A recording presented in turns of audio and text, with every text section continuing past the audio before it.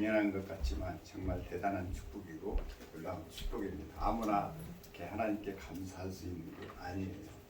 정말 오늘 이 자리에 나오신 여러분들 정말 하나님의 놀라우신 축복이 은혜 가운데 넘치는 축복이 있기를 축원합니다. 아멘. 아멘. 기도하시겠습니다. 할렐루야. 좋으신 하나님 고맙고 감사합니다. 오늘도 저희들을 이렇게 특별히 구별하여서 추수감사절을 통하여서 또 감사 예배를 드릴 수 있도록 축복 주신 은혜 감사합니다. 우리가 무엇이 간데 우리 하나님께 감사할 수 있는 이런 특권을 주셨는지 저희는 알 수 없사오나 정말 그 은혜가 너무나 감사해서 이 시간에 아버지 하나님 우리의 마음과 몸과 정성을 다하여 하나님께 감사드리기를 원합니다.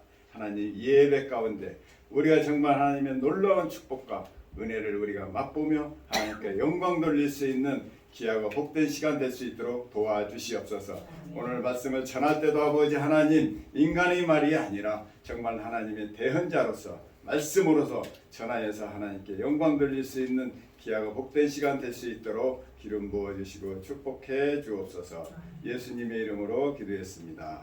아멘.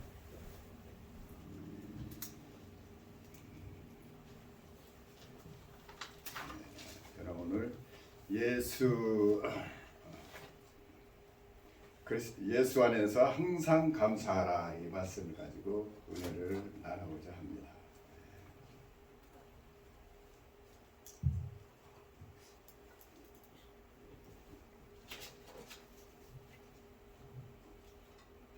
제가 이 환경이 잊어버려 가지고 좀 제기했네요. 죄송합니다. 우리가 하나님께 감사하라는 것은 오늘 말씀해 보니까 데살로니가전서에 보면은 이 감사는 어떤 해도 되고 안 돼도 되는 것이 아니라 이건 하나님의 뜻이에요. 당연히 감사하며 지낼 수 있도록 우리 인간을 하나님께서 이미 태초에 이렇게 만들어 주셨어요. 그래서 아담과 하와를 하나님께서 만드실 때 특별히 어떻게 했어요? 하나님의 형상대로 어떻게 인간을 지음을 받았어요. 그 뜻은 뭐냐면은 하나님과 같이 똑같은 형상을 가지고 똑같은 거룩한 백성으로 살도록 해서 온 것을 다스릴 수 있는 권한을 주셨다는 얘기예요. 그러기 위해서는 어떻게 해요? 그 모든 것들을 우리가 하나님께 감사하며 지낼 때만이 그렇게 우리가 거룩한 백성으로서 하나님의 형상을 닮은 자녀로서 살 수 있다라는 것입니다. 그래서 하나님께서 우리를 하나님의 형상대로 지으셔서 우리를 만드셨어요. 그러면 뭐야? 하나님을 이렇게 감사하도록 만들었다는 얘기는 뭐냐면 내 뜻대로 사는 것이 아니라 하나님 뜻대로 산다라는 얘기예요. 하나님께서 어떻게 했어요? 우리 내 뜻대로 사는 것이 하나님이 주신 은혜와 축복 가운데 살도록 만들어 주셨다는 거예요. 우리가 감사라는 것은 무조건 감사하는 게 아니잖아요. 뭔가 도움을 받고 무언가 혜택을 봤을 때 내가 감사하다 오지 허다못해 지나가는데 어디 레스토랑 들어가는데 눈이라도 하나 잡아주고 그러면은 땡큐 하지 아무렇지도 않았는데 우리가 하면서 땡큐 하면은 미친 사람이라고 합니다. 그죠? 뭔가를 우리가 도움을 받고 뭔가를 우리가 혜택을 받기 때문에 감사하는 거예요. 그래서 하나님께서 말합니다. 너희는 감사하는데 왜 감사하냐? 하나님의 항상 은혜 가운데 살도록 했기 때문에 그거에 감사하라는 거예요.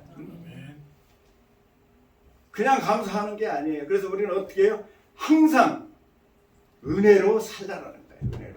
내 의지로 사는 것이 아니라 하나님이 주신 축복으로 우리 인간은 살도록 만들어 주신 거예요. 내 의지로 내 뜻대로 해가지고 하는 게 왜 그랬을까요? 내 의지로 살다 보면 죄를 지을 수밖에 없는 거예요. 있잖아요. 내가 높아져야 되고 돈을 더 벌어야 되고 남보다 앞서야 되기 때문에 어떻게 돼? 죄를 지을 수밖에 없는 거예요. 미움이 들어오고 시기가 들어오고 질투가 들어오는 거예요. 그래서 우리가 뭐예요? 감사하며 하라는 거예요. 왜? 은혜를 받으면은 어떻게 해요? 감사할 수밖에 없잖아요. 그죠? 그래서 하나님께서 우리를 어떻게 해요? 항상 사도 바울이 그랬잖아요. 항상 범사에 감사하라. 즉 항상 감사하라는 거예요. 범사에 늘 은혜 받으면서 살라라는 얘기죠. 그러므로 우리는 어떻게 됐어요? 하나님의 어떻게 은혜로 항상 그 얘기는 뭐냐? 항상 감사라는 말은 반대로 말하면 항상 은혜 가운데 살라라는 거예요. 항상 은혜로. 그랬을 때 우리가 범죄하지 않냐고 하나님 앞에 우리가 제대로 감사할 수 있다라는 것입니다. 그러므로 우리가 인간이 태초에 그렇게 만들어놨지만 아담과 하와가 어떻게 됐어요? 범죄함으로 어떻게 됐어요? 범죄했다라는 건 무엇이죠? 내 의지로 살겠다라는 거예요. 내 의지로 살겠다 하니까 어떻게 되는 거예요? 이제 하나님의 은혜가 떨어진 거예요. 하나님의 은혜가 떨어진가 뭐가 떨어진 거예요? 감사가 떨어진 거예요. 더 이상. 왜 그렇죠? 내 스스로 하는데 감사할 이유가 없잖아요. 내 스스로 먹고 사는데 왜 감사를 합니까? 내 의지로 누구 도움을 받지도 않는데 감사하다 소리를 할 수가 없는 겁니다. 그래서 이 세상 사람들은요, 우리가 타락한 인간은 절대 감사할 수가 없어요. 아니 내가 내 먹고 내가 사는데 왜 내가 감사를 해? 그러잖아요. 이게 우리가 누군가에게 도움을 받았을 때 감사하는 것이지 내 스스로 내 의지로 내 능력으로 살아갈 때는 감사할 필요가 없는 거예요. 그래서 하나님의 백성은 은혜로 살아야 돼요. 그럴 때 우리가 항상 감사할 수 있는 거예요. 우리가 우리가 자녀들이 늘 어렸을 때는 늘 감사하며 그렇게 살아면 되는 거예요. 그럼 부모님이 다 책임져 주지만 이제 장성해서 이제 결혼을 하고 나가면은 이제는 어떻게 되는 거죠? 부모와 이제 떨어져서 자기의 가정을 갖게 되고 자기 스스로 독립을 하게 됩니다. 그러니까 이제 부모도 그때는 관계가 점점 멀어지는 거예요. 자식만 사랑하지 부모가 이제 귀찮은 존재가 되는 거예요. 그죠? 왜 우리가 효도를 하는 거죠? 은혜를 받았기 때문에 그것 때문에 효도하는 거예요. 우리가 자식을 태어나놓고 아무것도 은혜를 베풀지 않으면은 효도하지 않아요. 보기도 싫어요. 그렇지 않아요? 사생아로 태어놓고 오면은 원망만 되는 것이지. 왜 우리가 부모 관계는 우리 성경에서는 부모와 자식 관계를 하나님과의 관계를 비교하냐면은 하나님께서 모든 것을 책임져 주시는 것 같이 우리가 자녀가 태어나면 그냥 놔두지 않잖아요. 모든 것을 책임져 주시고 인도해 주셔서 모든 것을 책임져 주듯이 그래서 자녀들은 그냥 그저 감사만 하면 되는 거예요. 감사하고 사람은 되는 거예요. 부모님이 다 책임져 주고 어려운 일이 있으면 다 책임져 주듯이 그와 마찬가지로 우리 하나님께서는 그리 만드신 거예요. 그래서 우리가 원래는 그렇게 살도록 되어 있었지만은 언젠가부터는 우리는 감사가 떨어졌고 그래서 이제 하나님의 자녀가 삼으셔서 이제 다시 하나님 앞에 우리가 예배드리며 감사할 수 있는 이런 특권을 주신 거예요. 아멘. 그런 여러분 얼마나 감사한지 모릅니다. 그러면 어떻게 하면 항상 감사하며 우리가 살 수 있는가요? 이게 오늘 데살로니가전서에 보니까 그랬어요. 그리스도 예수 안에서 너희 향하신 하나님, 예수 그리스도 안에서만이 가능하다는 거예요. 이제 우리가 인간이 타락한 인간은 더 이상 감사할 수가 없었는데 예수 그리스도 안에서만이 우리가 하나님께 감사할 수 있는 특권이 주어진 거예요. 그래서 오늘 이 자리에 우리가 나와 있는 거예요. 예수 그리스도 안에서 우리가 이 자리에 나와서 감사할 수 있는 거예요. 예수 그리스도를 떠나서는 하나님께 절대로 감사할 수가 없는 거예요. 그래서 얘기한 거예요. 너희는 어떻게 그냥 감사하라는 것이 아니라 예수 그리스도 안에서 어떻게 해요? 감사하라 얘기입니다. 네. 그러면 우리는 하나님께 감사하고 감사할 수 있는 게 어떤 성의나 노력으로 되는 것이 아니잖아요. 우리가 어떤 착한 일을 해서 되는 것이 아니고 그런 것이 아니에요.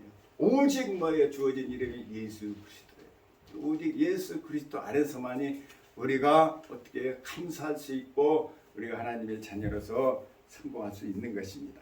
그러므로 우리는 예수 그리스도 안에 있으면은 항상 감사할 수 있다라는 거예요. 항상 우리가 기도하고 구할 때 예수 그리스도 안에서는 하나님의 은혜가 베풀어지고 나눠지고 여러분들의 모든 염려와 근심을 다 해결해 주신다는 얘기예요.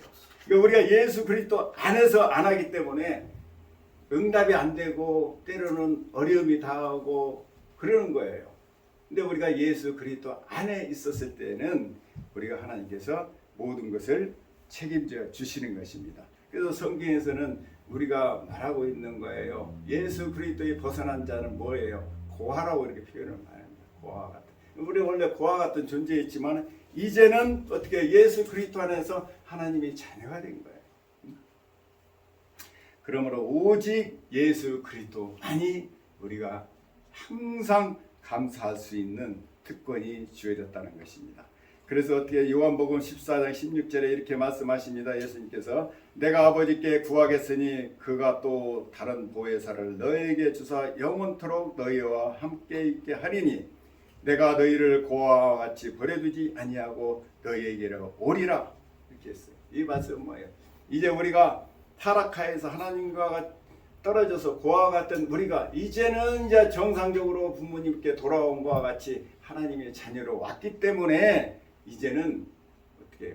이것은 우리가 죽은 후에 우리는 생각할 때 예수 믿고 구원받아서 부활 다시 하면 그때 온다고 생각하죠. 이미 우리 여러분들은 예수를 믿고 구원받을 때 이미 어떻게 해요? 예수 그리스도가 여러분 안에 오셔서 성령을 통하여서 여러분 안에 계셔서 저와 여러분을 인도해 주시는 거예요.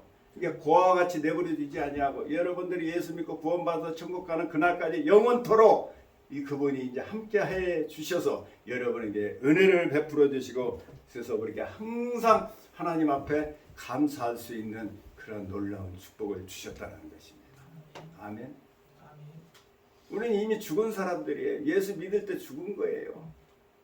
죽음으로 어떻게 했어요? 우리의 과거의 나쁜 영은 사라지고 이제 성령께서 우리 안에 오셔서 보혜사 성령께서 오셔서 우리를 보혜사라는 거 뭐예요? 도와주러 오는 거예요.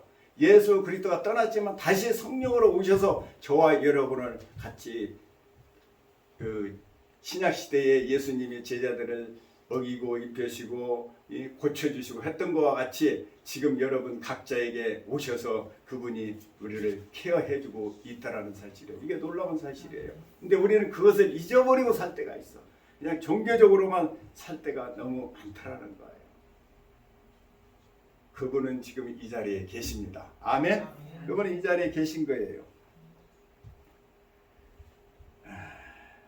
이게 내가 안경을 잘못 갖다 놔. 저기 잘 안 보이네.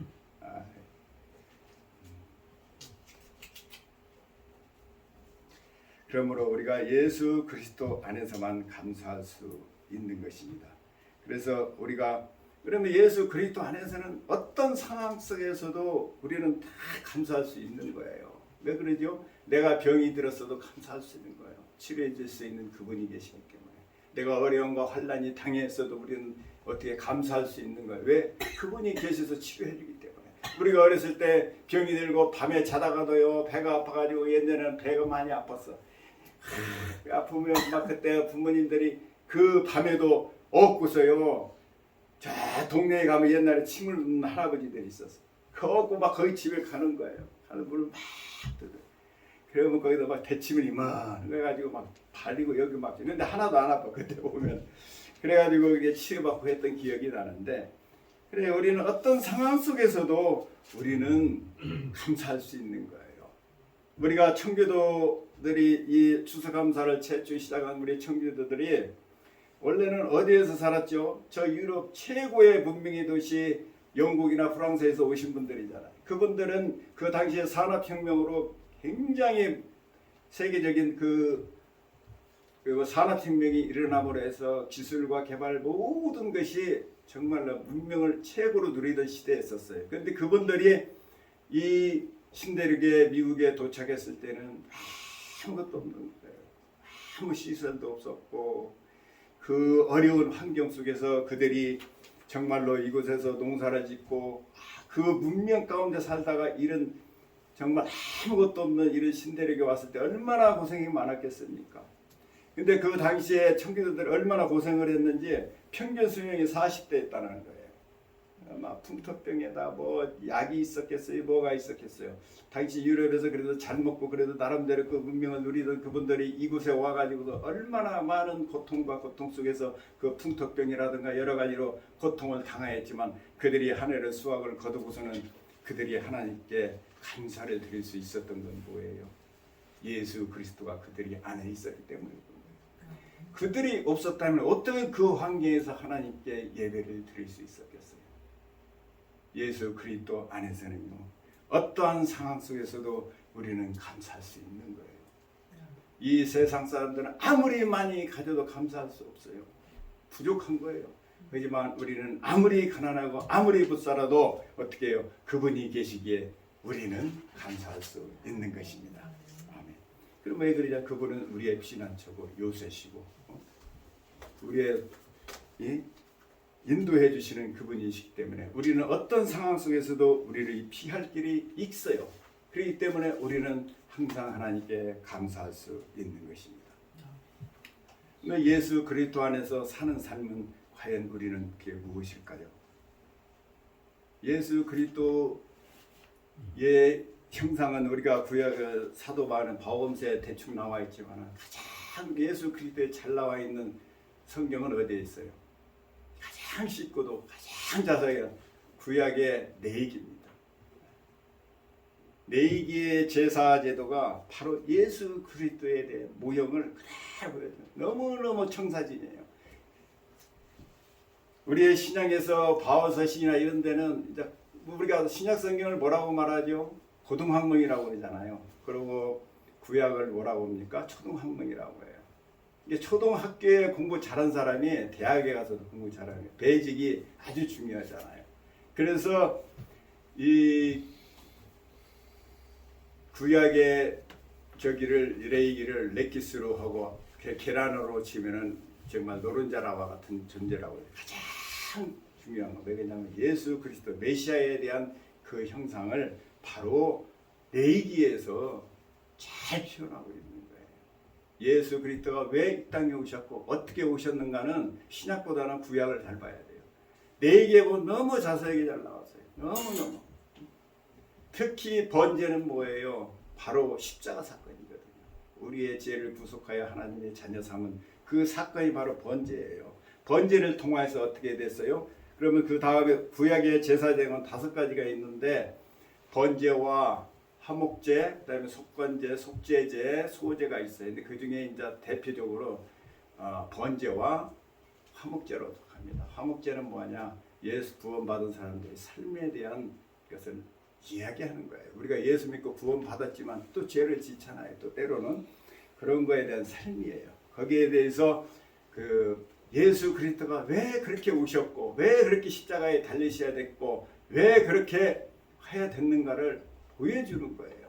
그 예수 그 번제물의 내용 보면은 흠 없는 염소나 소 이런 것들을 각을 떠가지고 하는 것들이 나오잖아요. 거기에 대한 내용들이 너무 잘 나와 있어요. 그래서 하나님께서는 그 구약을 통하여서 이미 이스라엘 백성들에게 바로 구원의 메시지를 그 레위기에 통해 줬는데 그들은 그것을 하나의 형식으로 율법으로만 받아들였던 것이죠. 그러므로 오늘 우리가 이렇게 예수 그리스도를 통하여서 이렇게 감사할 수 있는 정말 그 본질은 어디에 있느냐? 오늘의 그 감사의 본질은 어디 있느냐면은 바로 레위기 오늘 말씀에 읽은 레위기 11장이죠. 한번 보시겠습니다. 레위기 7장. 레위기 7장입니다. 레위기 7장 15절에서 18절까지 제가 공독해 보겠습니다. 감사함으로 드리는 화목제물이 고기를 드리는 그날에 먹을 것이요 조금이라도 이튿날까지 남기되지 말 것이니 그러나 그 예물이 서원이나 자원하는 것이면 그 제물을 드린 날에 먹을 것이요 그것을 남은 것은 이튿날에 먹되 그 제물의 고기가 셋째 날까지 남았으면 불사를 지니 만일 그 화목제물이 고기를 셋째 날에 조금이라도 먹으면 그 제사는 기쁘게 받아들이지 않을 것이라 드린 자에게는 예물답게 되지 못하고 도리어 가증한 것이 될 것이며 그것을 먹는 자는 그 죄를 짊어짐이니라. 이게 감사에 대한 그 본질을 이야기하고 있는 거거든요. 그래서 다시 말하면 나눔을 얘기하는 거예요. 나눔을. 우리가 은혜를 받았으면요, 나 혼자 은혜 받는 것으로 끝난다면 아무 의미 없는 거예요. 내가 혼자 치료받고 혼자 막 큰 부자가 됐어. 그게 무슨 의미 있어요? 하나님하고 나누는 거예요. 우리가 치료를 받았으면 또 다른 사람에게 치료를 나눠줄 수 있어야 되고 내가 축복을 받았으면 또 다른 사람의 축복을 받아줄 수 있는 그게 돼야 되는 것이 그게 나눔이거든요. 그래서 이게 오늘 얘기하는 거예요. 나눔을 이야기하는 거예요. 감사. 진정한 감사는 뭐예요? 나눔이에요. 오늘 여기서 얘기하잖아요. 첫째 날에 먹고 셋째 날까지 남아서 그것을 했다는 얘기는요. 이미 뭐예요? 나누라는 얘기예요. 그 재물이 굉장히 많아요. 보면은 그 제사를 드릴 때 제가 찾아보니까 어떻게 되냐면은 그 감사 예배를 드릴 때 유교병이 10개, 기름 섞은 무교병이 10이고 기름 바른 유교병이 10이고 무교병이 10이고 있어요. 근데 그 중에 40개인데 40개 예물이에요. 40개 예물 중에 제사장이 4개를 가져가고 나머지 36개를 개인이 가져가는 거예요. 가져온 사람이. 근데 그 재물을 다 먹을 수 있어요? 못 먹는 거예요. 그 쉽게 말하면 나눠주라는 거예요. 같이 나누고 이거 나눠서 먹으라는 거예요. 근데 그것을 안 먹고 두었다가 3일째 되면 어떻게 돼요? 태워버리라는 거예요. 네가 나누지 않아서 태우라. 그런데 그걸 먹으면 어떻게 돼요? 죄가 된다라는 거예요. 이제 우리가 진정한 감사는 뭐냐면 나눔에 있다라는 거예요.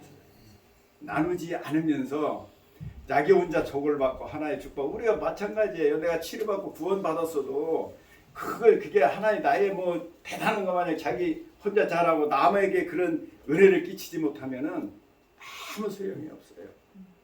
신약 시대에 많은 예수님의 그 중풍병자니 면둥병자들 많은 사람들이 치료 받았지만 그 사람들 그 치료로 끝나는 게 아니었잖아요. 수많은 사람이 그것을 전하였고 오늘날에도 그 말씀을 통해서 우리가 치료받는 역사가 일어나는 것과 같이 우리 진정한 감사는 하나님께 어떻게 드리는 거예요? 나누죠. 그 은혜를 받은 은혜를 많이 나눠주는데 그게 있다라는 거예요. 두 번째로는 오늘 이제 그 19절부터 21절까지 읽어보시겠습니다. 그 고기가 부정한 물건에 접촉되었으면 먹지 말고 불사를 것이라. 그 고기는 깨끗한 자만이 먹을 것이니 만일 몸이 부정한 자가 여호와께 속한 화목제물의 고기를 먹으면 그 사람은 자기의 백성 중에 끊어질 것이요 만일 누구든지 부정한 것 곧 사람이 부정이나 부정한 짐승이나 부정하고 가증한 무슨 물건을 만지고 여호와께 속한 화목제물의 고기를 먹으면 그 사람도 자기의 백성 중에 끊어지리라. 이 말씀은 뭐예요? 깨끗함이죠. 예수 그리스도는 깨끗함이에요. 여러분들 예수 그리스도 구원받을 때 어떠한 죄라도 우리가 구원을 받지만은 구원받은 백성이 하나님을 나갈 때는요 절대로 조금이라도 눈꽃만큼이라도 죄가 있으면 하나님께 교제할 수가 없는 거예요. 깨끗함이에요. 내가 아무리 구원받았어도 깨끗하면서 하나님께 나갈 수가 없는 거예요. 끊어지는 거예요. 깨끗함이에요. 내가 일터에서 나가고 나에게 얘기하는 거예요. 이 재물은 뭐예요? 내가 1년 동안 아니면 한 달 동안 벌은 돈에 대해 하나님께 드린 재물인데 깨끗해야 된다는 거예요. 이 돈을 벌기 위해서 남을 해악하고 남을 업신여기고 해서 내가 앞설려고 하는 것이 아니라 정말로 우리가 깨끗하게 정말 성실하게 근면하게 착하게 살아서 하나님께 드린 예물을 이야기하는 거예요. 내가 세상에 나가서 나쁜 짓을 해서라도 어떻게 해서라도 남을 해롭게 하고 남을 힘들게 해서 벌은 돈을 가지고 하나님께 드리는 거 하나님이 기뻐하시겠어요? 아니잖아요. 그 얘기하는 것입니다. 우리가 깨끗함. 오늘 이야기는 예수 그리스도 안에서라는 얘기는요 깨끗함이에요. 깨끗함에서 우리가 나아갈 때 하나님께 정말 항상 감사할 수 있고 은혜가 이루어지는 것입니다. 그리고 깨끗하게 우리가 나가라는 거예요. 그러면 우리가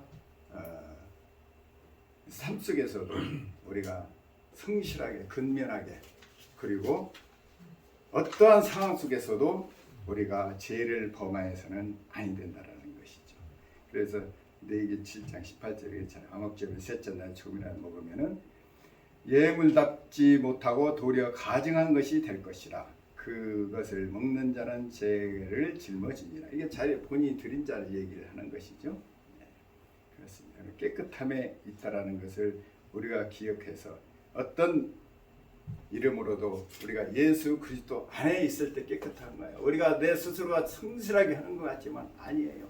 그렇지 않습니다. 그러므로 예수 그리스도 안에서 어떠한 것들도 우리가 했을 때 하나님께서 함께해 주십니다. 그러므로 성경에 말씀하십니다. 시편 50편 23절에 감사로 제사를 드리는 자가 나를 영화롭게 하나니 그 행위를 옳게 하는 자에게 내가 하나님의 구원을 보이리라. 항상 은혜로서 감사를 드릴 때 어떻게 구원이 지금 보여준다는 구원은 뭐예요? 우리의 도움을 주시고 우리를 구원하여 주신다라는 얘기죠. 우리가 진적으로 어떠한 상황 속에서도 우리는 어떻게 해요? 예수 안에서는 드릴 수 있는 것입니다. 우리가 여러분이 잘 알다시피 헬렌 켈리라는 그 엘라바마에서 태어난 그 분이 있죠. 그분은 어떤 분이냐면은 여러분도 아시겠지만은 보지도 못하고 듣지도 못하는 사람이에요. 근데 그가 나이 한 살에 내성마비를 급성 내성마비를 걸려가지고 그때에 그 내성마비를 그래서 일어났는데 아무것도 말할 수가 없었고 보지도 못하는 그러한 병이 걸린 거예요. 그 한 살에. 이게 완전히 뭐 그런 상황이 있었는데 7살에 돼가지고 썰리만이라는 그 선생을 만나게 돼서 그때부터 배우기 시작해. 그 썰리만 선생의 입술을 만져가면서 이게 무슨 말이다. 표정을 보고 이게 뭐 그러면서 글을 배웠어요. 근데 그분이 학교를 나가지고 하버드 대학까지 들어갔어요. 그래가지고 학사 학위까지 이분이 받습니다. 가지고 그분이 결국은 이제 뭐 87세까지 살거든요. 근데 그분이 이제 그런 환경 속에서도 이분이 마지막에 한 예의가 있습니다. 내가 이런 환경 속에서도 하나님께 항상 감사할 수 있는 조건이 있었는데 그분이 명은 17가지가 있었는데 내가 그 중에 한 6가지만 제가 읽어드릴까 합니다. 첫 번째, 행복의 한쪽 문이 닫히면 다른 쪽 문이 열린다. 그러나 흔히 우리는 닫혀진 문을 오랫동안 보기 때문에 우리를 위해 열려있는 문을 보지 못한다. 두 번째는 장애는 불편하다. 하지만 불행한 것은 아니다. 세 번째, 나는 나의 역경에서 하나님께 감사한다. 왜냐하면 나는 역경 때문에 나 자신, 나의 일, 그리고 나의 하나님을 발견했기 때문이다. 다음에 네 번째, 나는 눈과 귀와 혀를 빼앗겼지만 내 영혼을 잃지 않았기에 그 모든 것을 가진 것이나 마찬가지다. 다섯 번째, 맹인으로 태어나는 것보다 더 비극적인 일은 아픔 볼 수 있으나 비전이 없는 것이다. 여섯 번째, 사흘 동안만 눈을 뜨고 볼 수 있다면 저 동쪽에 떠오르는 태양이 보고 싶구나. 서상에 지는 낙주가 보고 싶구나. 어머니 품에 안긴 채 젖을 먹는 아이의 얼굴을 보고 싶구나. 초롱초롱한 눈동자로 책을 읽고 있는 학생들이 눈동자를 보고 싶구나. 참, 우리는 이런 것들이 너무나 당연한 걸로 생각했었는데 이분을 읽고 보니까 너무 감동적이었다는 얘기예요. 그렇습니다. 이런 상황 속에서도 우리가 있었던 것은 그분의 안에 뭐가 있었어요. 예수 그리스도가 존재했기 때문인 것입니다. 그렇습니다. 우리가 예수 안에 살면서 우리가 많은 것을 누렸지만 그것을 알지 못하고 보이는 것만 보이는 것을 보지 않냐고 오히려 보이지 않는 것만 바라보며 살아갈 때가 있지 않았나 이렇게 생각했습니다. 그래서 우리는 너무나 당연하게 생각했던 것들이 이분에게는 정말로 놀라운 그 정말 소망이 있고 꿈이 있고 이런 상황 속에서도 정말 하나님께 감사할 수 있었다라는 것, 정말 우리에게 새로운 어떤 도전이 되는 것을 말씀이 되었어요. 그러므로 우리가 예수 그리스도 안에 있으면 어떤 상황 속에서도 범죄하지 않아요. 어떤 상황 속에도 우리는 의롭게 살 수 있습니다. 비록 어떤 유혹이 다가올지라도 우리는 예수 그리스도 안에서는 승리할 수 있어요. 이 세상 사람들은 아무리 많이 가졌어도 끝이 없잖아요. 그러나 우리는 예수 그리스도 안에서는 모든 것을 가진 자예요. 모든 것을 없는 것 같지만 모든 것을 가진 자에게 우리는 하나님께 우리는 모든 것을 갈 수 있는 것입니다. 그러므로 우리가 감사가 없으면요 뭐가 오는 거예요? 당연하게 여기고 당연하게 여기다 보면 원망과 불평과 좌절이 다가오는 거예요. 원망과 불평이면 만족할 줄을 모른다라는 거예요. 감사하지 못하니까 만족하지 못하는 거예요. 근데 우리 성경에는 뭐라고 그랬어요? 예수께서 마태복음 19장 23절에 예수께서 제자에게 이르시되 내가 진실로 너에게 이르노니 부자는 천국에 들어가기 어려우니라 그랬어요. 천국에 들어가기 다시 말해서 탄심이 온다라는 거예요. 감사하지 않으니까 탐심이 오고 욕심이 오는 거예요. 그렇기 때문에 어떻게 절대로 천국에 갈 수 없다라는 거예요. 그래서 마태복음 6장 3절에 심령이 가난한 자는 복이 있나니 천국이 그들이 그 심이오라고 했어요. 심령이 가난하다는 건 만족함을 느끼는 사람들이라는 거예요. 이게 부자는 뭐예요? 돈이 많은 사람이 아니에요. 부자는 만족함이 없는 사람이요. 탄심이 끈이 없는 거예요. 이게 부자라는 얘기는, 여기서 나오는 부자라는 얘기는 탄심을 얘기하는 것입니다. 우리 많은 기업들이 수많은 돈이 많아도 끊임없이 부정부패하고 탄심이 끊이지 않잖아요. 가난해도 어떻게 돼요? 심령이 가난해서 부유하게 사는 사람 많잖아요. 비록 많은 돈은 아니지만 행복하게 사는 사람들 많잖아요. 그렇지 않아요? 돈이 부잣집 아들들이 행복한 것 같지만 그렇지 않아요. 왜냐하면 그들에게는 예수가 없기 때문에 그렇습니다. 그래서 부자들은 아무리 많이 가져도 없는 것을 보고 어떻게 늘 원망과 불평을 하지만은, 심령이 가난한 자는 가진 것이 없는 것 같지만은 가진 것에 대해서 부모가 있는 것, 이웃이 있는 것, 공기가 있는 것, 건강한 것에 대해서 우리가 감사할 수 있는 것입니다. 그래서 갈라디아서 5장 24절에 그리스도 예수의 사람의 육체와 함께 정욕, 그 정욕과 탄심을 십자가에 못 박았나니 그랬습니다. 그래 우리는 이미 그런 거에서 이미 다 어떻게 주님께서 못 박았다는 얘기는 그 문제를 이미 다 해결해 주셨다는 거예요. 해결해 주셨기 때문에 우리는 더 이상 염려하지 않아도 되는 거예요. 사실 돈이 많으면은 행복할 것 같은데 정말 행복할까요? 저는 그렇지 않다고 생각해요. 제가 언젠가는 이런 꿈을 꿔본 적이 있어요. 내가 100억이 있다고 그러면 어떻게 할까 했더니 밤새 생각을 했는데, 밤새 생각하는 너무 고통스러운 거예요. 왜 그러냐면 그 돈 어디다 두지, 뭐에다 투자를 하지, 누구에게 맡기지, 누가 달라고 하면 어떻게 해서 나눠줘야 되지, 머리가 너무너무 아프더라고요. 그런 거예요. 그런데 우리는 뭐예요? 주님이 다 갖고 있어요. 은행에 저축해 놓은 거 같아요. 필요할 때마다 요구하면 주시잖아. 어린 아이들이 돈이 많나요? 아무리 부자여도 부모가 요구하면 그때그때 용돈 주듯이 마찬가지인 거예요. 우리 하나님은요, 그거 보관하려면은 도둑놈 걱정해야 돼. 금고를 어떤 거 독일제를 사야 되나, 뭐 어디 거를 사야 되는지, 뭐 집에 놔두면 또 누구 어떻게 또 뭐 비료를 설치해야 되고 이걸 어떻게 막아야 되고. 근데 하나님한테는 전혀 그런 염려가 없잖아요. 그죠? 하나님 오늘도 필요합니다. 그러면 주시고, 그때그때 필요하니까 도둑을 염려하지 않아도 되고 그런 거예요. 그래서 마태복음 19장 24절에 다시 너에게 말하노니 낙타가 바늘로 들어가는 것이 부자가 하나님의 나라에 들어가는 것보다 쉬우니라고 했어요. 절대 못 간다는 거예요. 절대 못 들어간다는 얘기예요. 예수 그리스도를 따라서는 절대 우리가 천국에 못 가요. 그래서 낙타가 바늘구멍으로 어떻게 빠져나갑니까? 불가능하다는 얘기예요. 그래서 우리는 저와 여러분은 이미 거기에서 이미 예수 그리스도 안에서 모든 것이 주어졌어요. 우리 스마트폰 하나 있으면 모든 거 할 수 있듯이 주님이 하나 있으면 딱 누르면은 다 알아서 책임져 주시잖아요. 그와 마찬가지입니다. 그러므로 우리는 이제는 어떻게 해요?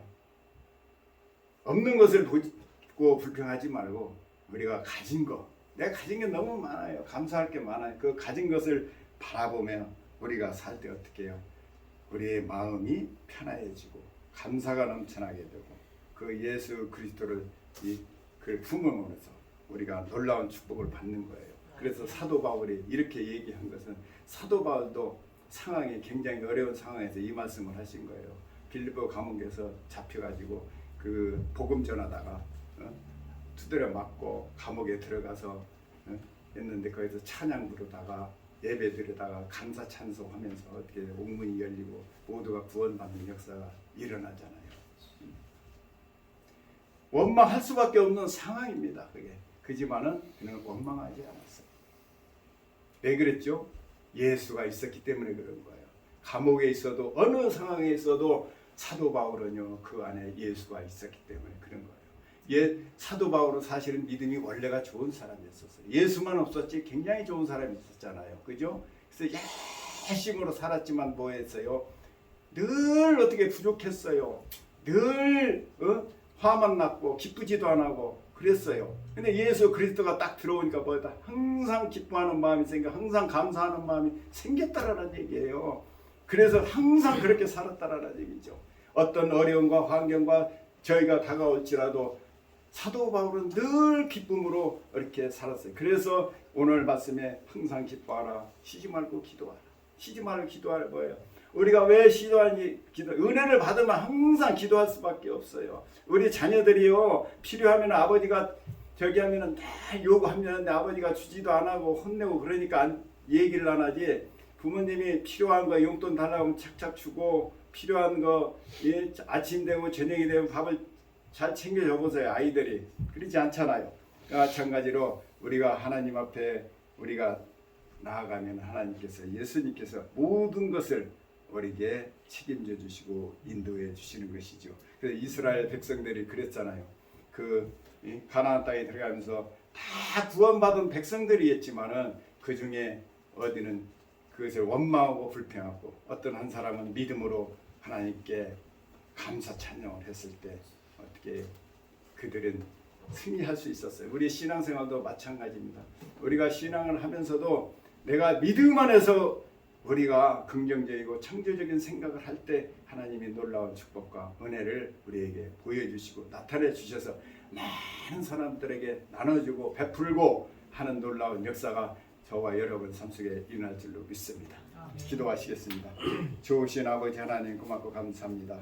오늘도 아버지 하나 땡스기빙 또 이렇게 특별히 우리가 또 이렇게 맞이하여서 감사 예배를 드렸지만 우리는 예수 그리스도